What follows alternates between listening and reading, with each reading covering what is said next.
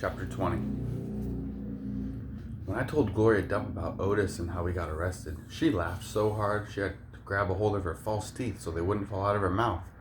"Whoo-wee!" she said when she finally was done laughing. "That sure is some dangerous criminal." "He's a lonely man," I told her. "He just wants to play his music for somebody." Gloria wiped her eyes with the hem of her dress.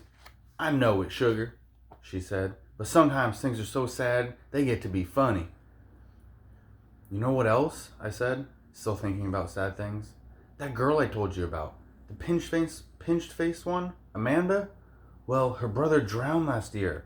He was only 5 years old, the same age as Sweetie Pie Thomas." Gloria stopped smiling. She nodded her head. "I remember hearing about that," she said. "I remember hearing about a little drowned boy." "That's why Amanda is so pinch-faced," I said. "She misses her brother." "Most likely," Gloria agreed. "Do you think everybody misses somebody? Like I miss my mama?" "Mm-hmm," said Gloria. She closed her eyes. "I believe sometimes that the whole world has an aching heart." I couldn't stand to think about sad things that couldn't be helped anymore. So I said, Do you want to hear some more Gone with the Wind?" "Yes, indeed," Gloria said. "I have been looking forward to it all day. Let's see what Miss Scarlet is up to now."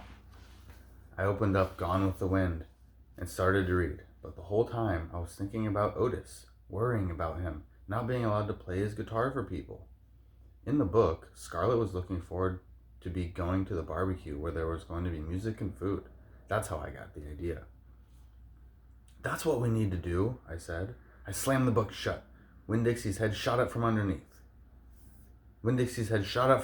Gloria's chair. He looked around all nervous like. "Huh?" said Gloria Dump.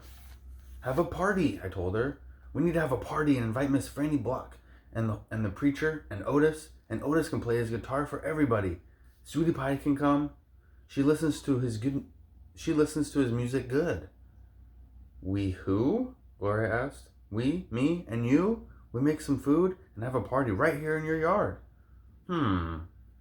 Said Gloria Dump. "We can make peanut butter sandwiches and have them cut up in triangles to make them look fancy."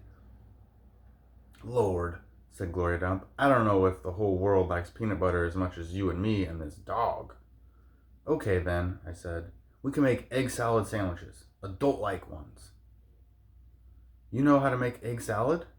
"No, ma'am." "No, ma'am," I said. "I don't have a mama around to teach me things like that. But I bet you know. I bet you could teach me, please."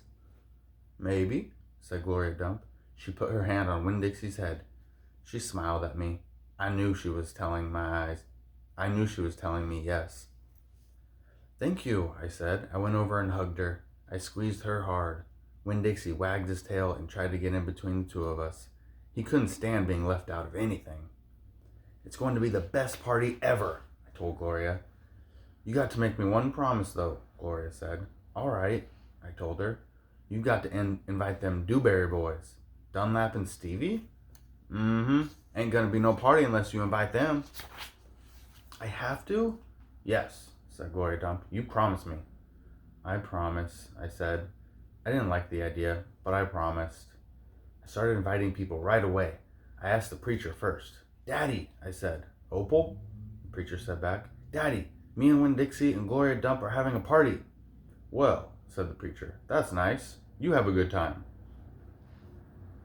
"Daddy," I said, "I'm telling you because you're invited." "Oh," said the preacher. He rubbed his nose. "I see. Can you come?" I asked him. He sighed. "I don't see why not."